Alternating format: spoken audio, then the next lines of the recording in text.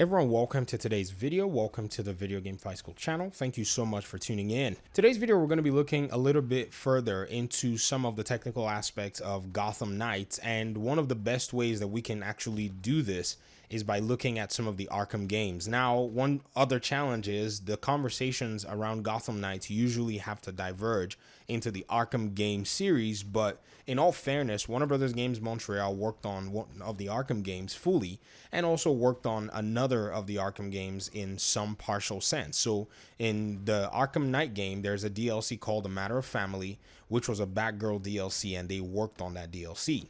So in my opinion, I believe that Warner Brothers Games Montreal has exactly what it takes to make a solid game. They have the experience, they have the knowledge, they've worked hand in hand with Rocksteady on different occasions, and so the quality is not necessarily something that we should be worried about in that sense.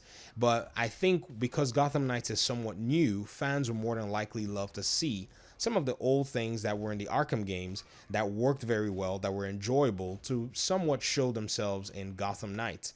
I mean, one thing about game development also many of us have to realize is there really isn't anything new under the sun. Sometimes if you bring a mechanic that is way too new to audiences, they're probably not going to resonate with it unless the mechanic is just blow you out of water in that sense. But sometimes, you know, you can end up still winning even if you're bringing the mechanic into the game. But again, one of the best things that many game development companies do is they follow the if it ain't broken, don't fix it type mindset. So in terms of this conversation, what am I even referring to? Well, I'm referring to some of Batgirl and even some of the Gotham Knights themselves, some of their combat mechanics that were in the past games. Now, in terms of this conversation, we're going to keep it very short and we're going to stick with Batgirl.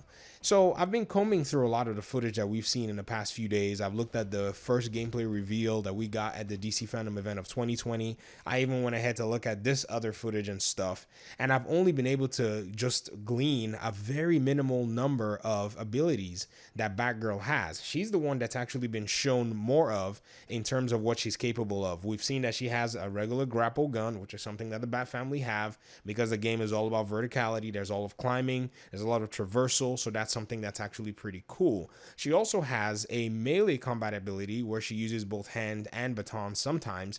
And one other ability that I feel like I missed and I just got to see it today is a takedown ability from the air. So basically, while she's gliding, she can jump right in for a takedown ability. This is something that we saw in the very first part of that gameplay. She was gliding a little bit, and you could tell that that kind of gameplay sequence, they'll probably give you a prompt, and then she can go in for the takedown. So that's another ability that she has. And then she has this area of effect ability where she brings in a swarm of bats, which also has like a kind of a rain around enemies effect. And so that's something that she's got. Then in terms of collaborating with other players, she also has another takedown ability that's a co-op or combination takedown ability that you see when you're playing with Batman and Robin in one of those Batman maps, or even Batman and Nightwing. So these things are actually quite interesting because the air takedown abilities, they've been very solid since the Arkham games. In fact, Arkham Knight basically fine-tuned and made all of the ledge takedowns and air takedown abilities very beautiful if you actually use them. So I'm so glad that we're seeing something similar in the Gotham Knights game. Melee combat by itself, even though I can tell you that from my own estimation, I wasn't necessarily a huge fan of the way they presented the combat with some of the sounds, but I think it's a matter of just the baton that she was using having its own unique sound. So I don't know, maybe they might have to go back and, I would say tweak the sound a little bit to just have that more satisfying feel from the Arkham games. But again, it's not really going to be a deal breaker for me. Many of you who may not know, this is a game that I'm anticipating, and it's probably going to be one of my first few purchases of the year that it comes out, unless Suicide Squad's following, and then I'm just like, you know what, y'all just go ahead and just get into my game library real quick. And so looking at all of these abilities, one thing that we have to realize is this game also is speaking towards its own ambition, because even in the Arkham Knight game, Barbara Gordon was able to kind of, basically borrow some other abilities that were akin to Batman's abilities within the game. In fact, I think almost all of the different characters had some similarities. I think the really different ones were Harley Quinn, because she fought with a melee weapon compared to, like, other people. I mean, well, yes, Nightwing did fight with a melee weapon, and as well as, Robin, but Harley's melee weapon was actually very different from, all of them. The way she wielded it had to be in a funny way, like a clown or whatever it was. And so taking some of those pieces, there are some of their abilities that will be really nice to show up. One of them is the weapon dismantling feature. Now, Barbara actually does have this particular ability in Arkham Knight, and she can basically destroy shields. She can destroy blades, electrical batons, and most importantly, she can basically take apart a weapon by actually snatching it from an enemy NPC's hands and dismantling the gun. Now, the enemy types in Gotham Knights will also influence this. So even though I may be saying some of these abilities probably need to show their heads in Gotham Knights, enemy types usually determine how this mechanic is going to work.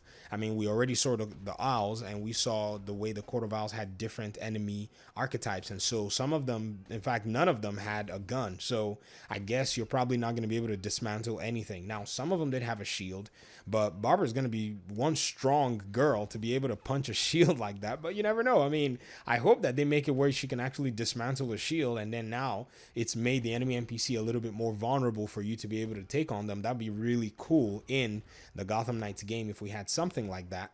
And then she also has some other things like a takedown of enemies that are already on the floor.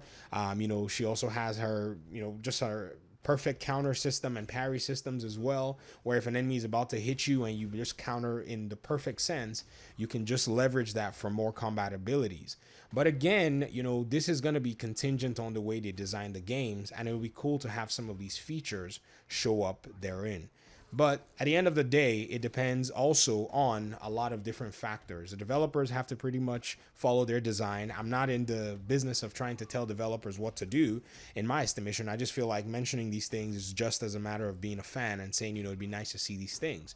But at the end of the day, they're going to do their own thing. And we also have different characters that are going to have to be showing off their own abilities as well.